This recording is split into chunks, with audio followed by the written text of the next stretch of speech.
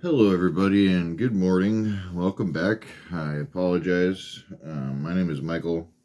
I apologize for not getting these videos in more frequently this year. Seems to be pretty chaotic in regards to time in the morning. I've just been sleeping in, haven't been able to wake up to my alarms. It's just been super chaotic, so I apologize for not having my videos out as frequently as I normally do. Hopefully that will change here soon and we'll be able to get back on track. But yeah, anyways, do apologize. Some good news though, I did get a present for my wife. About to hit a year on my sobriety. And so she knows that I've been wanting a Ryrie study Bible, so my wife went and I do now have. So this is the Bible that I read from. And this is the Ryrie Study Bible, but it's in the King James Version. So I don't read from that one in our videos because one, I've done the English Standard Version since we've started this video. I don't want to change like the reading style right out of nowhere.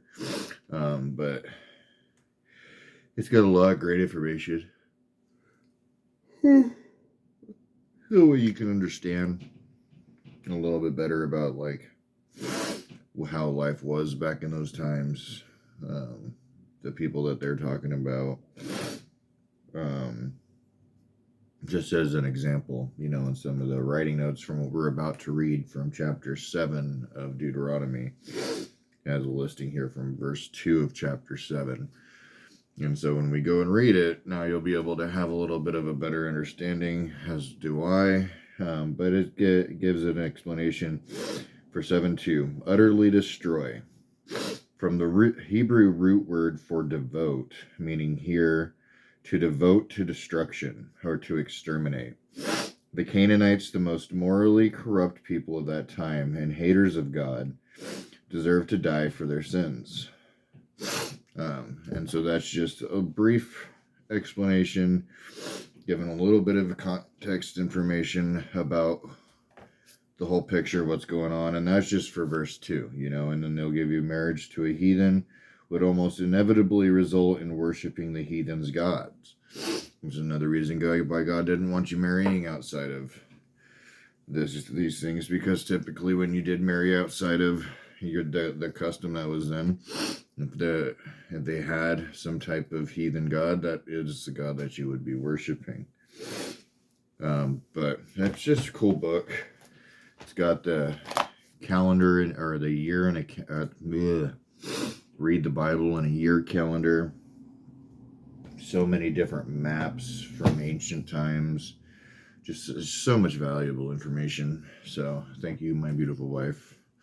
It is greatly appreciated. But so without any further ado, we'll go ahead and just get right into the reading into chapter 7. Excuse me if my nose is a little stuffed up this morning. I apologize.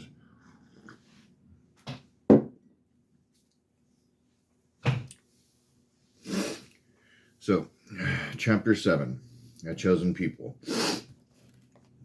When the Lord your God brings you into the land that you are entering to take possession of it, and clears away many nations before you, the Hittites, the Girgashites, the Amorites, the Canaanites, the Perizzites, the Hivites, and the Jebusites, 7 nations more numerous and mightier than you.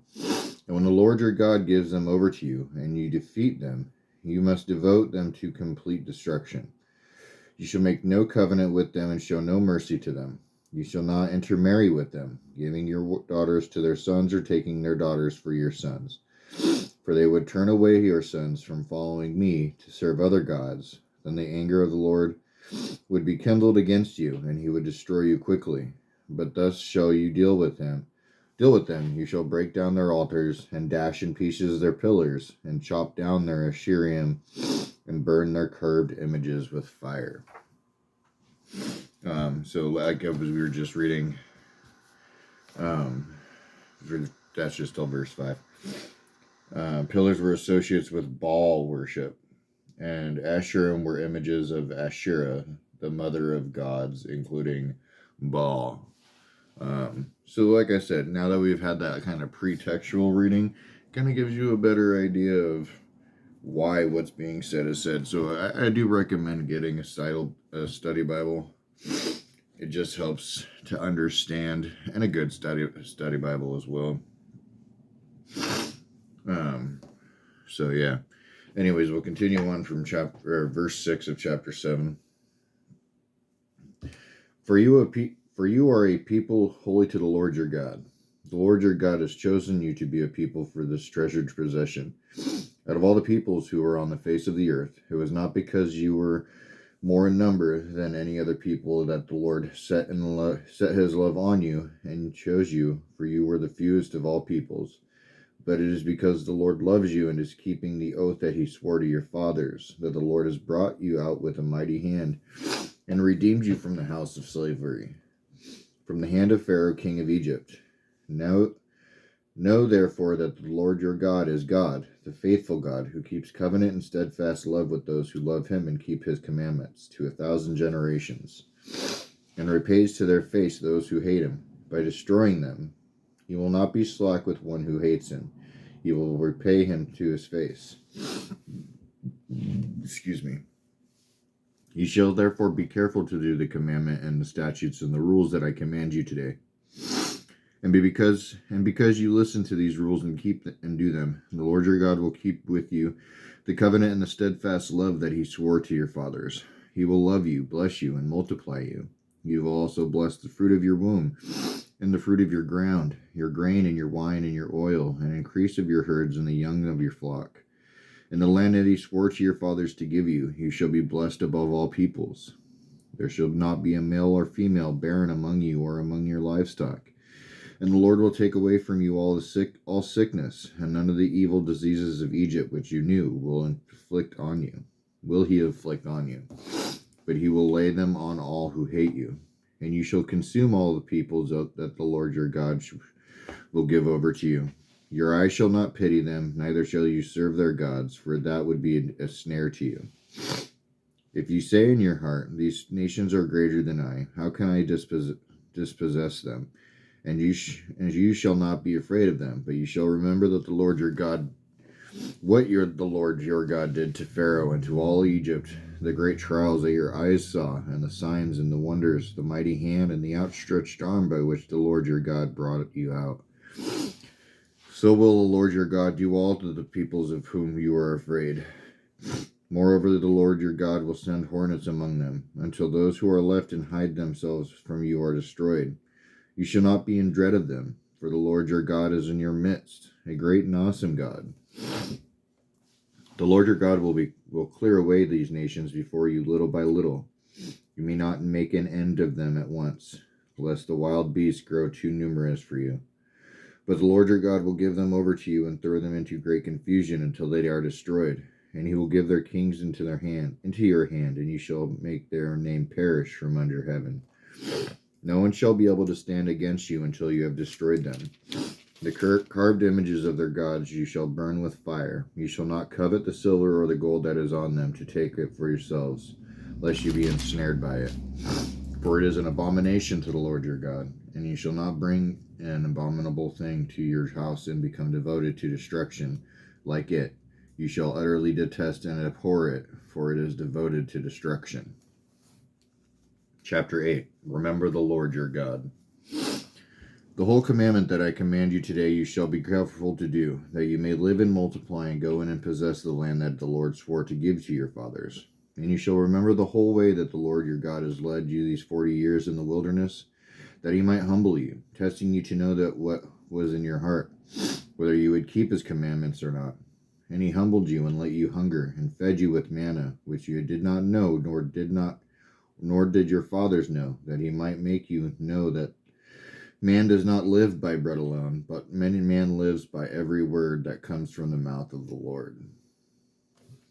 And just as a quick little pause there for anybody who knows their New Testament, that is exactly what Jesus had told Lucifer, Satan, during the 40 days of his tribulation, when Satan was tempting him to make food. It was his exact response. So you know. Your clothing did not wear out on you, and your foot did not swell those 40 years. Know then in your heart that as man disciplines his son, the Lord your God disciplines you. So you shall keep the commandments of the Lord your God by walking in his ways and by fearing him. For the Lord your God is bringing you into a good land, a land of brooks of water, of fountains and springs, flowing out in the valley and hills. A land of wheat and barley, of vines and fig trees and pomegranates, a land of olive trees and honey. A land in which you will eat bread without scarcity, in which you will lack nothing, and land whose stones are iron, and out of whose hills you can dig copper. And you shall eat and be full, and you shall bless the Lord your God for the good land he has given you. Take care lest you forget the Lord your God by not keeping his commandments and rules and his statutes, which I command you today, lest when you have eaten and are full and have built good houses and live in them, and when your herds and flocks multiply, and your silver and gold is multiplied, and all that you have is multiplied, then your heart be lifted up, and you forget the Lord your God, who brought you out of the land of Egypt, out of the house of slavery, who led you through the great and terrifying wilderness, with its fiery serpents and scorpions, and thirsty ground where there was no water, who brought you water out of the flinty rock, who fed you in the wilderness with manna that your fathers did not know, that he might humble you and test you to do you good in the end. Beware lest you say in your heart, my power and the might of my hand have gotten me this wealth. You shall remember the Lord your God, for it is he who gives you power to get wealth, that he may confirm his covenant that he swore to your fathers, as it is this day.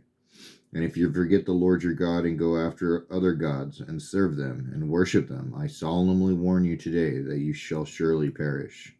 Like the nations that the Lord makes to perish before you, so shall you perish before the word, because you would not obey the voice of the Lord your God. Let's see what time it is here.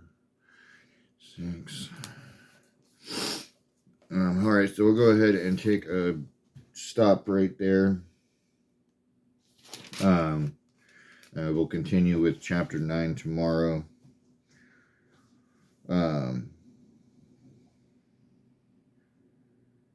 Yeah, it's a great reading. We stopped at the end of 8.